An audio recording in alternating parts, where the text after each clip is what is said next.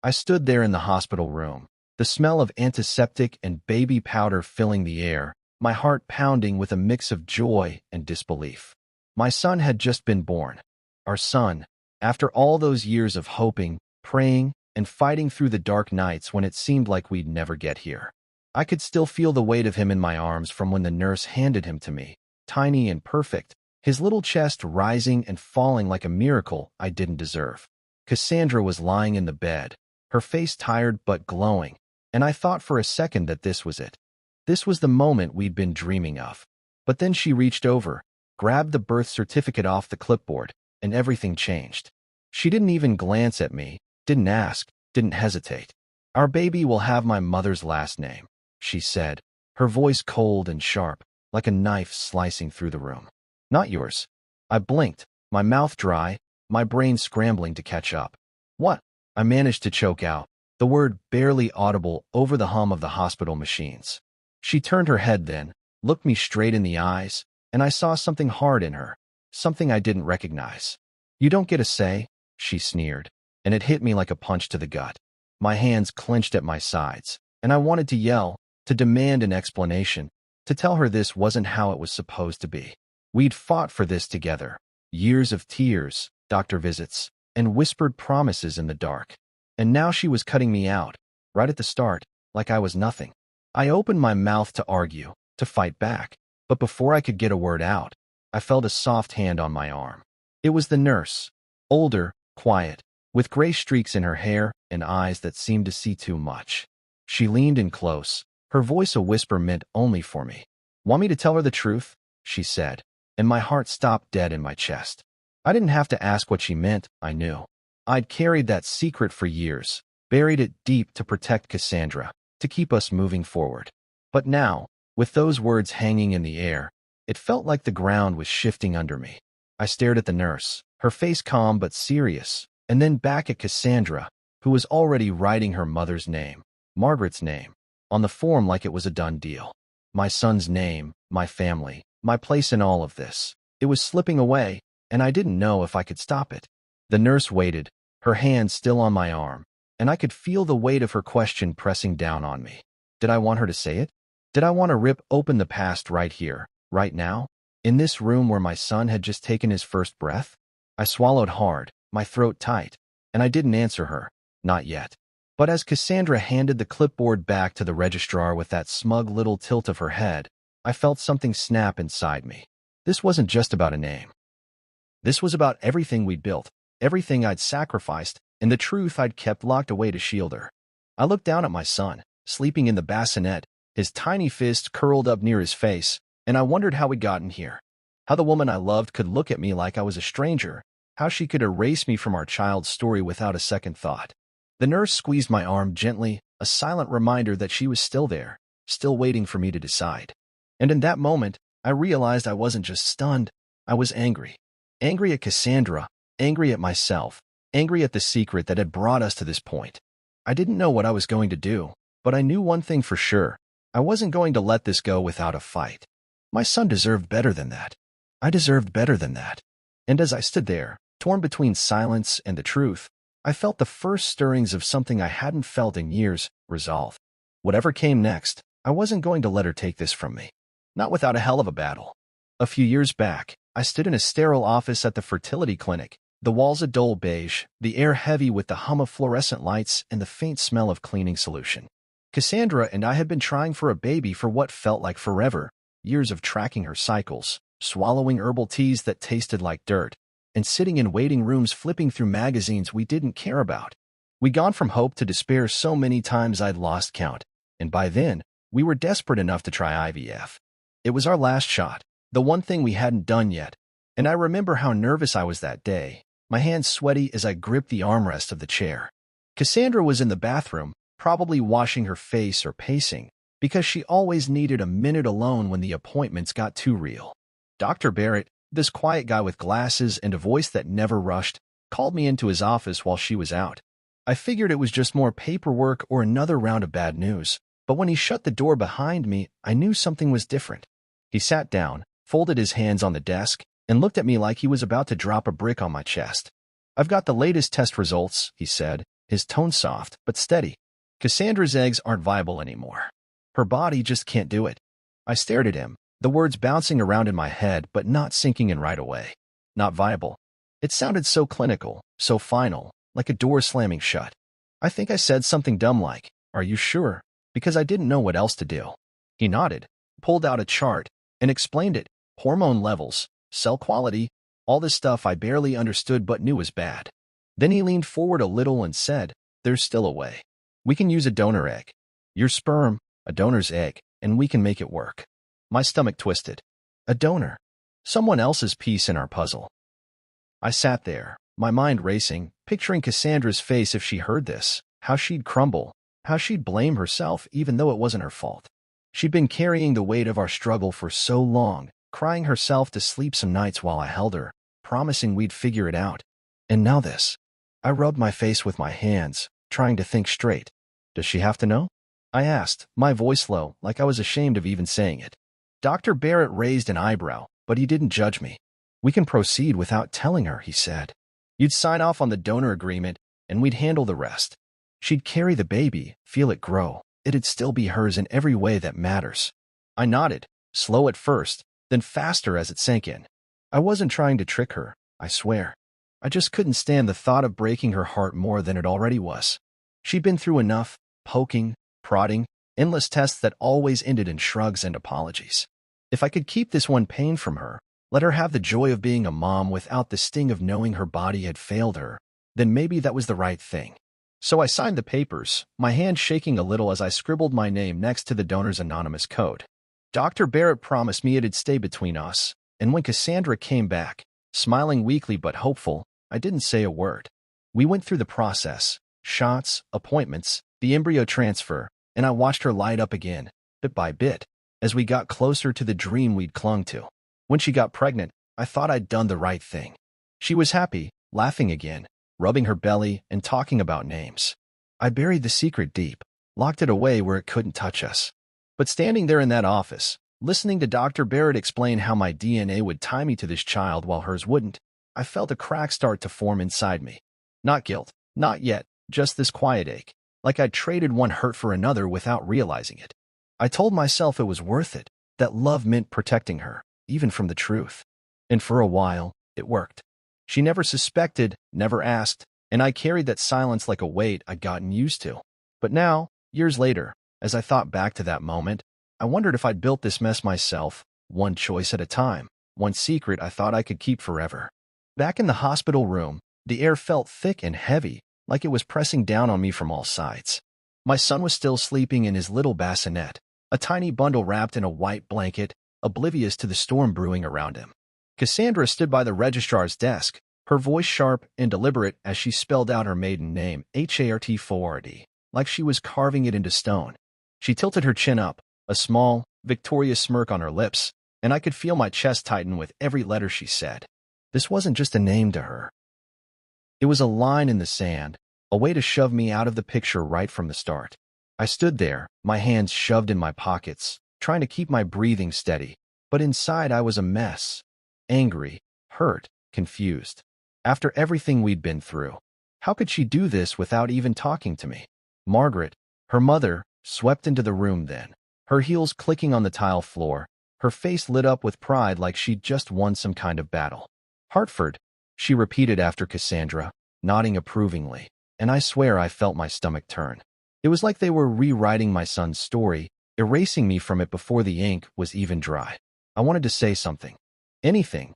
But my throat felt locked up, and all I could do was stare at them. These two women who suddenly seemed like strangers. Then I caught a movement out of the corner of my eye. The nurse, Angela, her name tag said, glanced at me, her gray eyes sharp and knowing. She'd been hovering quietly all day, watching everything unfold, and I could tell she saw more than she let on. Cassandra handed the birth certificate back to the registrar, and Margaret started cooing over the baby, acting like this was all her doing. I felt like a ghost, like I didn't belong in my own life anymore. Later, when the room emptied out a little, Margaret stepping out to call someone, Cassandra fussing with her bag, Angela came over to me. She kept her voice low, almost a whisper, and said, "Why did you keep her in the dark? My heart thudded hard against my ribs. She knew.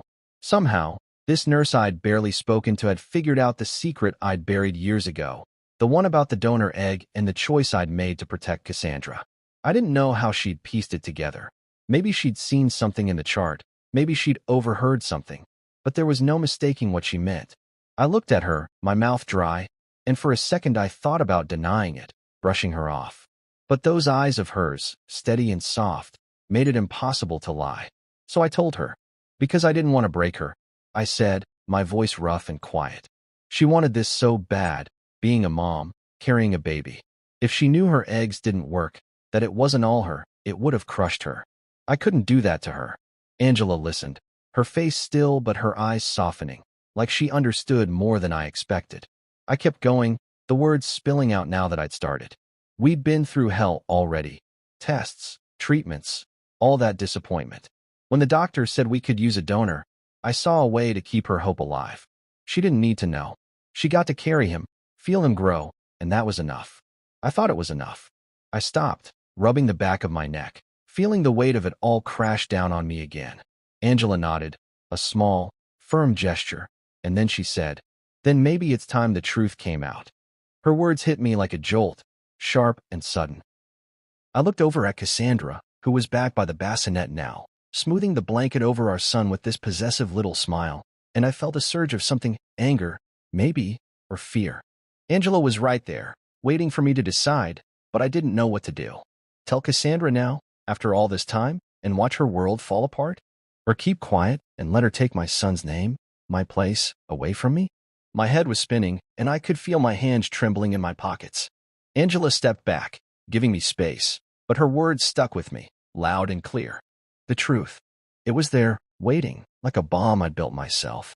And as I watched Cassandra and Margaret act like I wasn't even in the room, I started to wonder if keeping it hidden had been a mistake all along. Maybe the silence I'd chosen wasn't protection, it was a cage, and now it was closing in on me. That evening in the hospital, the room was dim, the lights turned low so Cassandra could rest, but she wasn't resting, she was holding our son like he was a prize she'd won all on her own.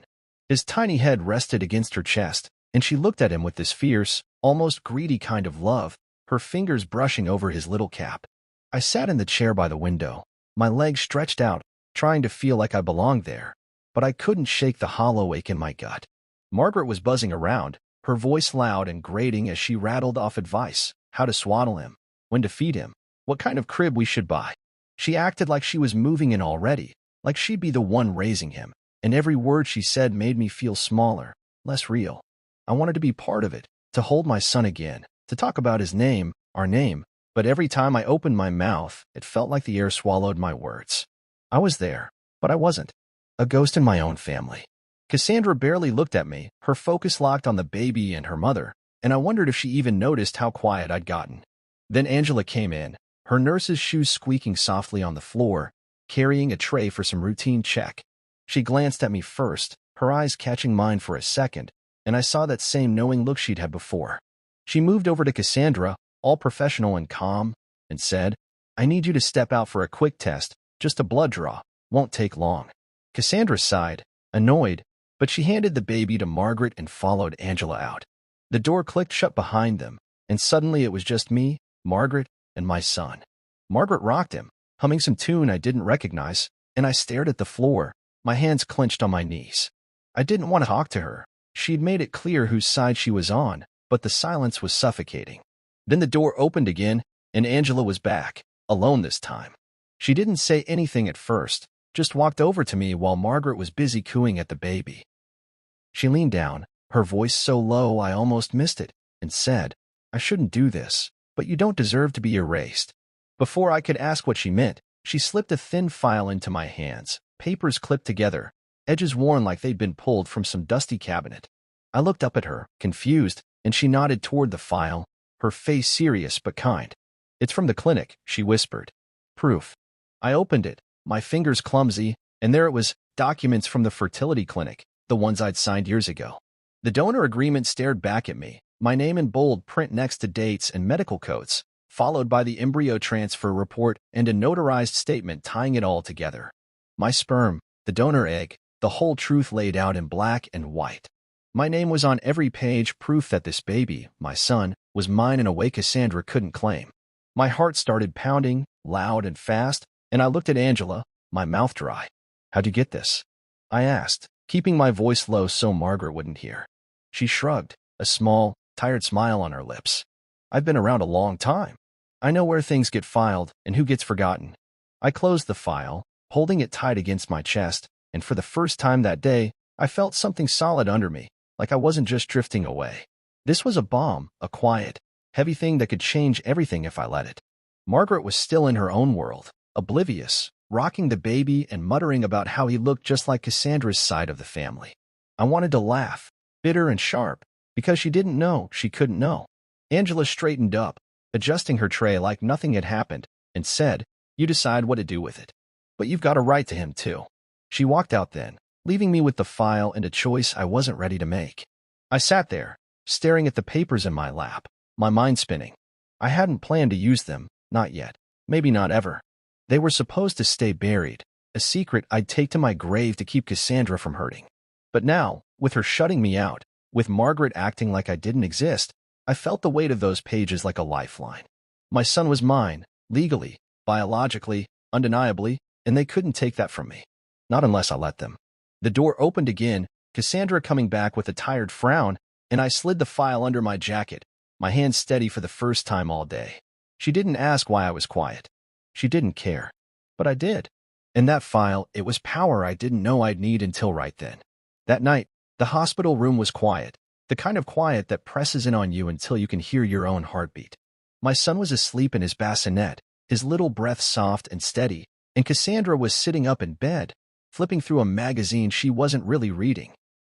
I was on the chair by the window again, the file Angela gave me tucked under my jacket, burning against my side like it was alive. I hadn't planned to do anything with it, not yet, at least. I just wanted to sit with it, figure out what it meant, how it fit into this mess we were in. But Cassandra wouldn't let it stay quiet.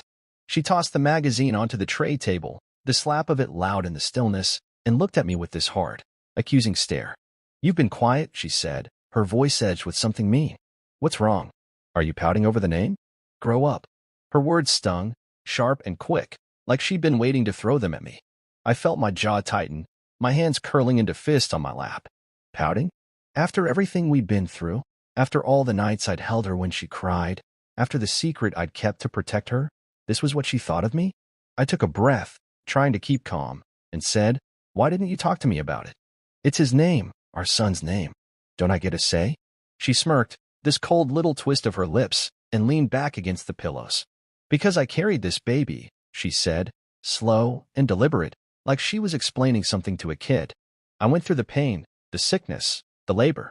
I'm the one who matters." That did it. Something snapped inside me, a fuse I didn't even know was still there, and I felt heat rush up my neck. She didn't know, she didn't have a clue what I'd done for her, what I'd carried so she wouldn't have to. And now she was sitting there, acting like I was nothing, like I hadn't fought for this baby just as hard as she had. I stood up, my chair scraping the floor, and before I could stop myself, I said, "Angela gave me something today." My voice was steady, colder than I meant it to be, and I pulled the file out from under my jacket, dropping it onto the side table with a soft thud. "You might want to read it." She frowned, her smirk fading, and reached for it, her movements slow like she wasn't sure what I was playing at. I watched her open it, her eyes scanning the first page, the donor agreement with my name on it, the dates, the details. Her fingers froze, then flipped to the next page, the embryo transfer report, and I could see the shift happen. Confusion at first, her brows pulling together, then shock as her mouth dropped open a little. She kept going, page after page, and I stood there, my arms crossed, waiting. Betrayal hit next, her eyes widened, her breath hitched, and then rage, her hands shaking as she gripped the papers tight. She looked up at me, her face pale, her voice barely a whisper. "What is this?" she said, but she already knew. I could tell she did. "It's the truth," I said, keeping my tone even. "Your eggs didn't work. We used a donor. I signed off on it so you wouldn't have to know, so you could still feel like his mom without breaking apart." Her gaze darted back to the file, then to me, and I saw the storm building in her eyes. "You lied to me," she said, louder now, her voice cracking. "All this time, you let me think." She stopped, her hands crumpling the edges of the papers, and I stepped closer, my heart pounding but my resolve solid. I didn't lie, I said. I just didn't tell you. Because I knew it'd hurt you more than you could handle. I wanted you to have this, to have him, without feeling like you'd failed. She stared at me, her chest rising and falling fast, and for a second I thought she might scream, throw the file at me, something. But she didn't. She just sat there, the papers in her lap, her eyes locked on mine, and then silence. A heavy, suffocating silence that filled the room like smoke. She didn't say another word, didn't move, just looked at me like I was someone she didn't know anymore. I wanted to explain more, to tell her I'd done it out of love, not trickery, but the way she shut down stopped me cold. I'd lit the fuse, and the explosion had happened, but it wasn't loud or messy like I'd expected. It was quiet, deep, and final. I sat back down, the file still between us, and wondered if I'd just lost her for good, or if maybe, somehow, this was the start of something else. Something honest, even if it hurt. The next morning, the hospital room felt like a battlefield, the tension thick enough to choke on. My son was still asleep, his little face peaceful in the bassinet, but the calm stopped there. Margaret stormed in early, her purse swinging like a weapon, her eyes blazing with fury. She'd barely set foot inside before she started yelling, her voice bouncing off the walls. "How dare you trick my daughter?" she barked, pointing a finger at me like I was some criminal caught red-handed. "This is medical fraud. You lied to her, to all of us." I stood by the window, my arms crossed, trying to keep my cool while she raged. Cassandra sat on the bed, pale and quiet, her eyes red like she hadn't slept a wink. The file was still on the side table, its pages creased from where she'd gripped it last night, and I could tell she'd read it over and over, trying to make sense of it. She didn't say anything, didn't even look at her mother, just stared at the blanket across her lap, lost in her own head. Margaret didn't notice, or didn't care. She kept going, pacing the room, her heels clicking loud and fast. "You think you can play God with my family? With my grandson? I'll have your name dragged through the courts for this."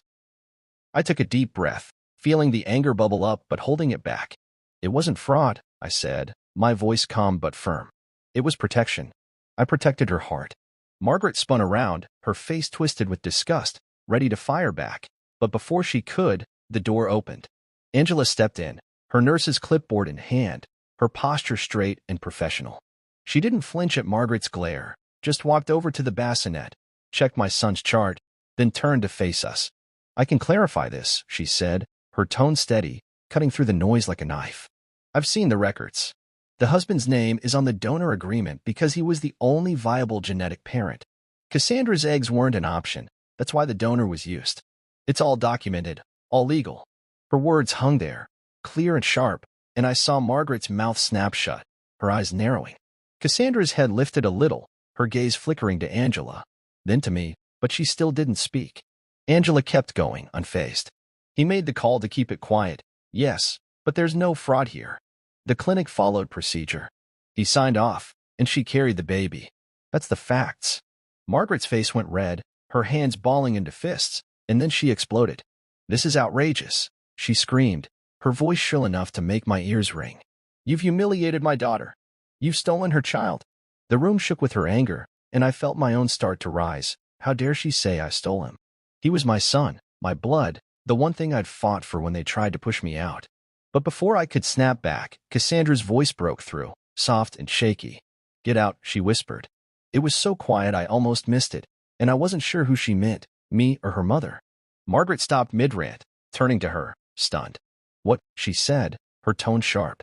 Cassandra lifted her head, her eyes wet but hard now, and repeated it, louder. "Get out."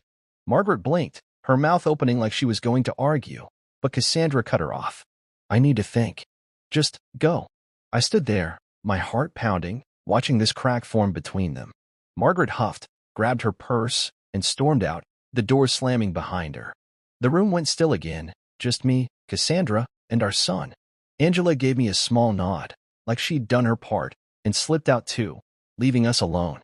I looked at Cassandra, waiting for her to say something, anything, but she just stared at the wall, her hands twisting the blanket. "I didn't want to hurt you," I said finally, my voice rough. "I thought I was doing the right thing." She didn't answer, didn't even glance at me, but I saw her jaw tighten, her shoulders hunch a little. The silence stretched on, heavy and raw, and I realized she wasn't ready to talk, not yet. Maybe not ever. I sat down, the chair creaking under me, and watched her, this woman I'd loved for years, who'd carried our son but didn't know the whole story until now. Margaret's fury had lit up the room, but Cassandra's quiet was what scared me most. It wasn't clear who she blamed, me for hiding it, her mother for blowing it up, or herself for not seeing it. All I knew was that the truth was out, and it had shifted something between us, something I couldn't fix yet. I looked at my son, sleeping through it all, and promised myself I'd fight for him, no matter what came next, even if it meant facing her silence or her rage head-on. 2 days later, we were discharged from the hospital, and I drove us home in silence, the car humming along the quiet streets while Cassandra stared out the window, her arms crossed tight over her chest. Our son, Jonah, we'd finally settled on calling him, was strapped into his car seat in the back, sleeping soundly, his little hat slipping down over his forehead. I kept glancing at him in the rearview mirror, this tiny piece of us, and it was the only thing keeping me steady. Cassandra hadn't said a word to me since Margaret stormed out. Not about the file, not about the name, nothing. Her silence was loud, though, filling the space between us like a wall I couldn't climb. When we got home, Margaret was already there, her car in the driveway, her bags in the hall like she'd claimed the place. She'd moved in without asking, her voice echoing through the house as she barked orders about where to put Jonah's things. I carried him inside, his carrier heavy in my hands, and set him down in the living room. But before I could even take off my shoes, Margaret was on me. "You're on the couch," she said, not looking at me, just pointing like I was hired help. "Cassandra needs me now, not you." I opened my mouth to argue, but Cassandra brushed past me, her shoulder bumping mine, and went straight upstairs without a glance. I stood there, my jaw tight, feeling the house I'd lived in for years turn into someone else's territory. That night, I slept on the couch, or tried to, anyway, the springs digging into my back while Margaret's footsteps thudded overhead. The next few days were more the same. Cassandra stayed distant, barely acknowledging me, while Margaret took over everything, cooking, cleaning, fussing over Jonah like he was hers. I'd come home from a quick run to the store one afternoon and find her in the nursery, ripping down the blue curtains I'd hung up and replacing them with these ugly floral ones she'd brought. Jonah was crying in his crib, his little face red, and Margaret was muttering about how he needed her touch, not mine. I scooped him up, his warmth against my chest calming me down, and asked, "Where's Cassandra?" Margaret waved a hand, dismissive. "Out. She needed air. You've done enough." That was it, the last straw. I held Jonah close, his cries softening as I rocked him, and felt something harden inside me. This wasn't my life anymore, it was theirs, and I was just a shadow in it. That night, after Margaret went to bed and Cassandra still wasn't back, I sat on the couch with my phone in my hand, staring at a number I hadn't called in years. Priya, my older sister. She's an attorney, the kind who cuts through nonsense with a calm, steady hand, and she's always had my back. I hesitated, my thumb hovering over the screen, then hit call. She picked up on the second ring, her voice warm but surprised. "Hey, stranger. What's up?"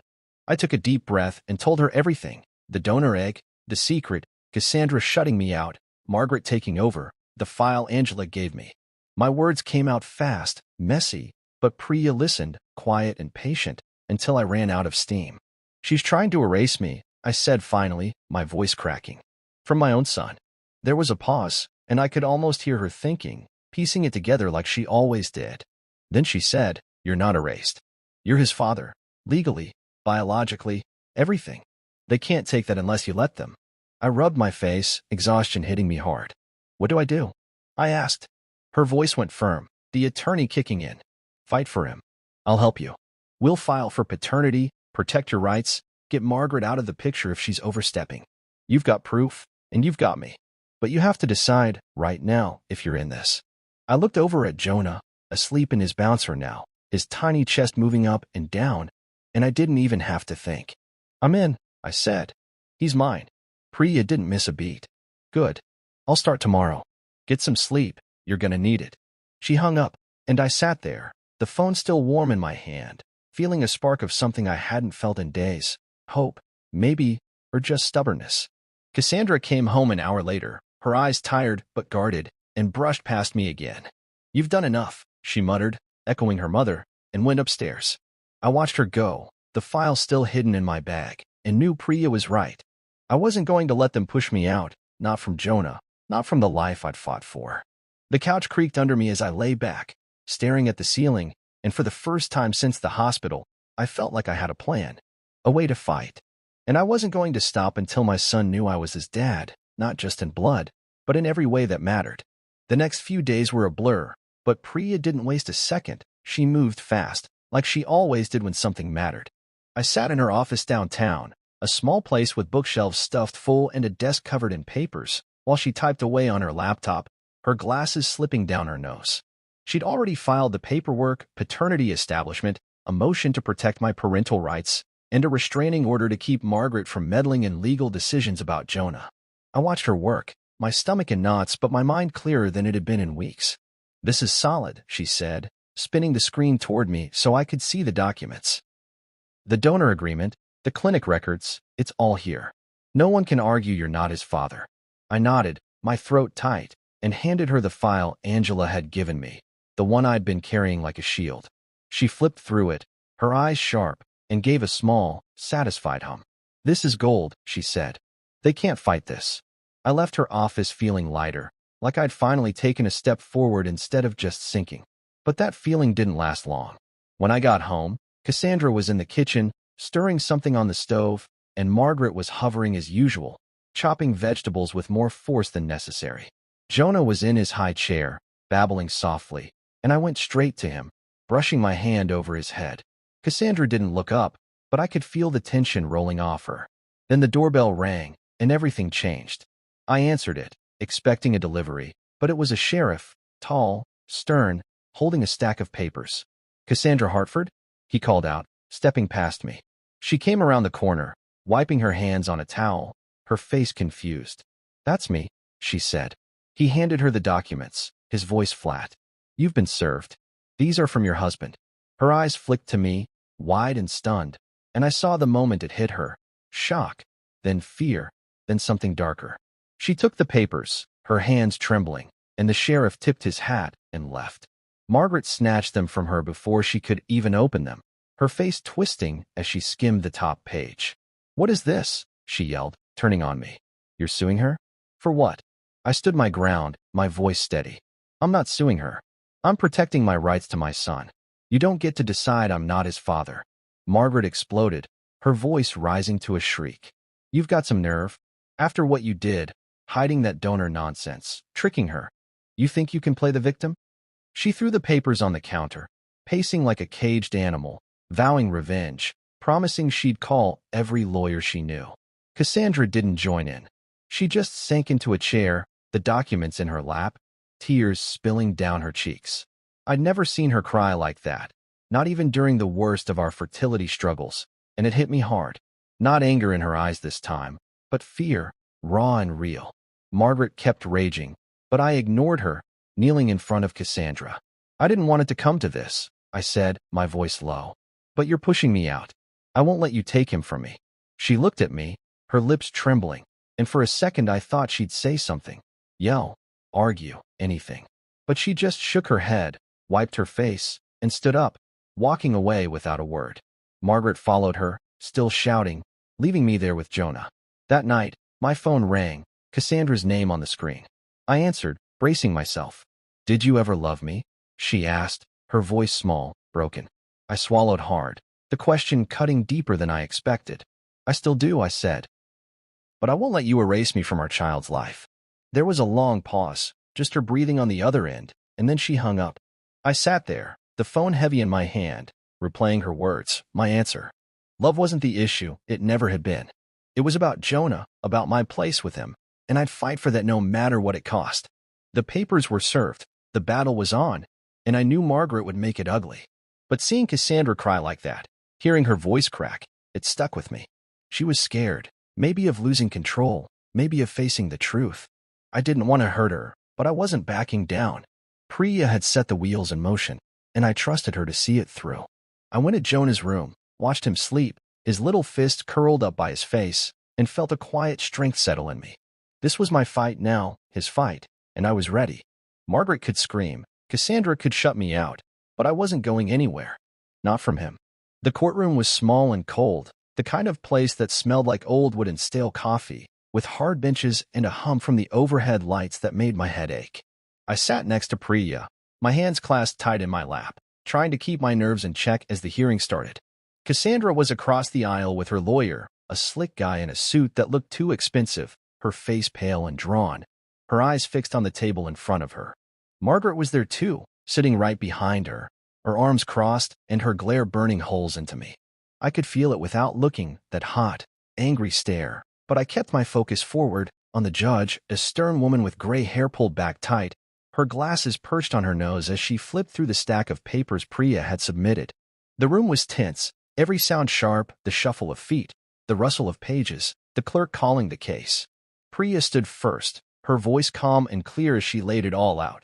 The donor agreement, the clinic records, my name on every document proving I was Jonah's father. She didn't waver, didn't stumble, just walked the judge through it step by step, showing how I'd been part of this from the beginning, how I'd fought to protect my rights when Cassandra tried to cut me out. Then Angela took the stand, her nurse's uniform crisp, her hands steady as she swore in. I watched her, grateful she'd agreed to come, and she met my eyes with a small nod before turning to the judge. I was there when the baby was born, she said, her tone even. I saw the husband's reaction when his wife chose her maiden name for the birth certificate. I gave him the clinic file because I knew he deserved to know his place in this. The records are real, I've seen them myself. He's the biological father, no question. The judge scribbled something, her face unreadable, and Priya followed up with questions, keeping it tight and focused. Angela didn't flinch, just answered straight, backing up everything we'd said. Then Dr. Barrett testified, his voice quiet but firm over the video link, confirming the IVF process, the donor egg, my signature on the forms. The husband made the call to proceed, he said. It was his decision, his consent. The mother carried the child, but genetically, it's his. Cassandra's lawyer tried to poke holes, asking about disclosure, suggesting I'd misled her, but Dr. Barrett shut it down. Everything was above board, he said. He chose not to tell her, but that's not illegal, it's personal. Margaret couldn't stay quiet after that. She stood up, interrupting, her voice loud and shrill. He manipulated my daughter. He tricked her into this. He's a liar. The judge banged her gavel, sharp and quick, and told her to sit down or leave. Margaret huffed, but sat, her face red, her hands clenched. I glanced at Cassandra then. She didn't move, didn't react, just kept staring down, and I wondered what was going through her head. Her lawyer argued next, claiming emotional distress, saying I betrayed her trust, but Priya countered hard, pointing to the law, the facts, the proof. It was a back and forth that made my stomach twist, but I trusted Priya. She was surgical, precise, cutting through the noise. Then, out of nowhere, Cassandra stood up. Her lawyer looked surprised, whispering something, but she waved him off and faced the judge. Can I speak? She asked, her voice small, cracking on the edges. The judge nodded, and the room went still. She took a shaky breath, her hands gripping the table. I didn't know, she said. About the donor, about any of it. When I found out, I felt betrayed, humiliated, like everything I thought I was as a mother was a lie. But, she paused, her eyes flicking to me for the first time, wet and raw. He didn't lie. He just didn't tell me. Because he was afraid of hurting me. I see that now. My chest tightened, her words hitting me like a wave. She sat down, wiping her face, and the room stayed quiet, the weight of it sinking in. The judge took a long minute, looking over her notes, then ruled. Paternity is established, she said, her voice flat. The husband has full legal rights, shared custody with the, and a protective order limiting third-party involvement, she glanced at Margaret, to ensure decisions stay with the parents. It was done. Priya squeezed my arm, a quick, firm grip, and I let out a breath I didn't know I'd been holding. Cassandra left without looking back, her lawyer guiding her out. Margaret stormed off, not waiting for anyone, her heels echoing down the hall. I sat there, the ruling sinking in, and felt a strange mix of relief and ache. Jonah was mine, legally, officially, but Cassandra's words stuck with me. She'd seen why I'd done it, maybe even understood, but it didn't fix the gap between us. I thanked Priya, my voice rough, and she smiled, tired but proud. You fought for him, she said. That's what counts. I nodded, knowing she was right, but as I left the courtroom, the victory felt heavy. It was over, but it wasn't the end, not yet. 6 months later, life had settled into something new, something quieter, but it still carried the weight of everything that had happened. Cassandra and I were officially separated, the papers signed and filed, our marriage reduced to a stack of legal documents in a drawer. We co-parented Jonah now, splitting time between her place and mine, a small apartment I'd rented a few blocks away. It wasn't what I'd pictured when we started this journey. Years ago, dreaming of a family, a house full of noise and love, but it was what we had, and I was learning to live with it. Jonah was thriving, growing fast, his dark eyes and curly hair a mix of me and the donor I'd never know. Every time I picked him up from Cassandra's, I'd hold him tight, feeling his little arms wrap around my neck, and it made everything worth it. The fight, the pain, the mess we'd waded through. Margaret was gone from the picture, cut out after the judge's order and Cassandra's own choice to keep her distance. I didn't ask why, but I figured she'd had enough of her mother storming around, trying to control everything. We didn't talk about it, didn't talk much at all, really, just the basics. Pickup times, doctor visits, what Jonah ate that day. It was polite, respectful, a careful dance around the past we both knew too well. I kept that donor file in a safe under my bed, not because I needed it anymore. The court had settled that, but as a reminder of what silence had cost me and what the truth had given back. It wasn't a weapon now, just a piece of history I couldn't let go of. Angela stayed in touch, surprising me with a text now and then, asking how Jonah was doing. I'd send her pictures, him smiling with mashed peas on his face or asleep in my arms, and she'd write back with a little heart or a "he's growing so fast." It felt good, having her check in, like a quiet tether to the day it all broke open. She'd been there when I needed someone, and I didn't forget that. One Saturday, Cassandra dropped Jonah off at my place, her car idling in the driveway as she handed me his diaper bag. She looked tired, her hair pulled back messy, but there was something softer in her face, less guarded than before.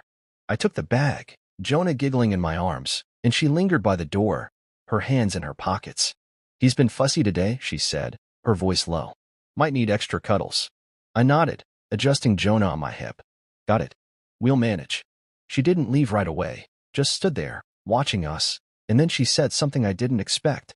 "I thought being his mother gave me all the power," she said, almost to herself, her eyes on Jonah's face. I froze, caught off guard, and looked at her, waiting. She met my gaze, her lips pressing together like she was working through something. "I was wrong," she added, softer. "It gave me love." "That's enough." My throat tightened, her words sinking in slow and heavy. I didn't know what to say at first, just stood there with Jonah babbling between us, but then I found my voice. "It gave you love," I said. "That's enough." She nodded, a small, shaky thing, and for a moment, it felt like we were seeing each other again, not as enemies, not as strangers, but as two people who'd built something together, even if it broke along the way. She turned to go, her steps slow, and I watched her drive off, the taillights fading down the street. I carried Jonah inside, set him down in his playpen with his favorite toy truck, and sat on the couch, replaying what she'd said. It wasn't an apology, not exactly, but it was close, a crack in the wall she'd put up, a sign she was letting go of the fight. I leaned back, exhaustion hitting me, but there was a peace in it too. We weren't fixed, probably never would be, but we were parents, his parents, and that was a bond nothing could erase. Later that night, after Jonah was asleep in his crib, I pulled out the safe, opened it, and looked at the file one more time. The papers were creased, the ink faded a little, but they still told the story, my choice, my silence, my fight. I closed it up, locked it away, and went to check on Jonah. He was out cold, his chest rising and falling, and I stood there, watching him, feeling the future stretch out ahead of us. It wasn't perfect, wasn't what I'd planned, but it was ours. Cassandra and I would keep going, separate but tied by him, and maybe, in time, we'd find a way to talk again, not just about schedules, but about what happened, what we'd learned. For now, though, I had Jonah, and that was enough. More than enough.